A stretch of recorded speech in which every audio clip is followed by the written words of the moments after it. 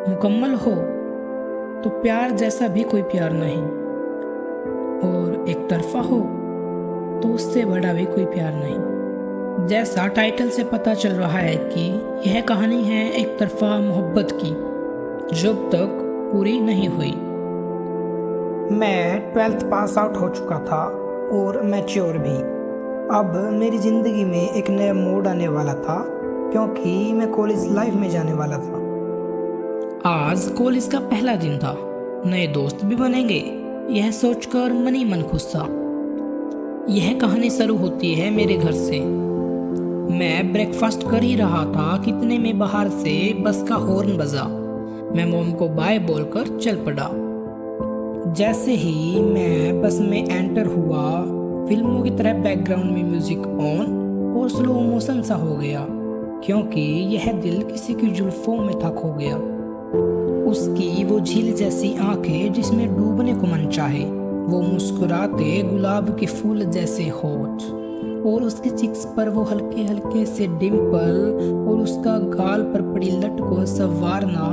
सच मानो तो मैं उसी पल फिदा हो गया। इतने में कंडक्टर पीछे से आया और बोला, अब बैठ भी जाओ। वो लेफ्ट साइड की दूसरी सीट पर बैठी हुई थी, तो मैं राइट साइड से तीसरी सीट पर बैठ गया। उसकी तरफ देखते देखते पता ही नहीं चला कि कब टाइम निकल गया। अब बस कॉलेज पहुंच गई थी, और वो जैसे जैसे बस से उतर रही थी, मेरी दिल की धड़कन धीरे धीरे तेज हो रही थी। मैं तो ये भी नहीं जानता था कि वो कौन से बैच से थी। मेरा भी क्लास का पहला दिन था। मैंने सोचा अगर नए दोस्त बनाने हैं तो क्लास तो लगानी पड़ेगी। मैं भी क्लास की तरफ चल दिया। जैसे ही मैं क्लास में एंटर हुआ तो मैं चौंक गया। गैस करो कि मैंने क्या देखा होगा। अरे यार, मैंने उसको वहीं बैठे हुए देखा। तो दिल ने उसे, सच बताऊं तो मन ही मन आई लव यू बोल दिया। मैं क्लास में बैठा, कुछ दोस्त पुराने मिले तो कुछ नए बन गए। इतने ही देर में एक लड़का बाहर से आया और उससे बातें करने लगा। मुझे लगा कि मेरे तो स्कूल की तरह यहाँ भी यार लग गए। गुप्तचरों से पता चला कि वो तो उसका भाई था। मुझे और क्या चाहिए था, आगे तो रास्ता साफ था। दिन बीतते गए, मेरा एक तरफा प्यार और गहरा बन गया। उसे पता भी नहीं था, लेकिन मैं उसका हो गया। मैडम से पता चला कि उसके 12th में 96% मार्क्स थे, और मुझे तो मालूम ही था कि मैं कितने पानी में हूँ। एक दिन उसके पेन की इंक खत्म हो गई। वो टॉपर थी तो मुझे भी पढ़ाकू दिखना था।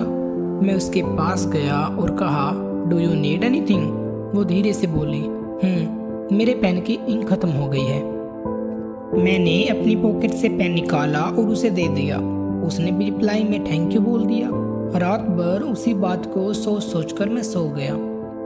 अब मैं हर दिन उससे बातें करने के बहाने सोचता कि कब उसे हेल्प की नीड हो और उसे मैं बातें करूं। उसके करीब आने के लिए मैंने भी पढ़ना शुरू कर दिया। अब मैं हर रोज उससे बातें करता, कभी असाइनमेंट प्रोजेक्ट के बहाने तो कभी किसी चीज़ के बहाने। जिसने कभी किताबों को छुआ तक नहीं, वो अब उसके साथ लाइब्रेरी में पढ़ता था।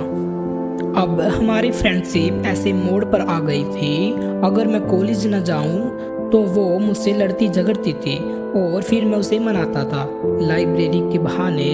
अब मैं उसे कैंटीन में चाय पिलाने ले जाता था। हमारी ज़िंदगी अच्छी खुशहाल चल रही थी कि अब कुछ लम्हे जुदाई के आ गए। छुट्टियां पड़ गई, मेरे कुछ दोस्त वेकेशन पर चले गए और वो अपनी नानी के घर चली गई। हॉलीडेज के बाद न जाने हमारी दोस्ती को किसकी नज़र लग गई थी। अब हमारे बीच कुछ गलतफहमियां सी बढ़ गई थी। जो मेरी छोटी मोटी बातों पर हंसती थी, वो अब मुझसे रूठी रूठी रहने लग गई थी। मैंने कई दफ़ा उससे पूछने की कोशिश की कि क्या बात है, क्या हुआ है, सब ठीक है ना, मुझसे कुछ गलती हो गई क्या, एड्रेस बताओ तो सही यार, मैं सब ठीक कर दूंगा। लेकिन उसने कुछ नहीं कहा। मानो वो मुझे छोड़ ऐसे दूर चली गई जैसे माही फिदे को।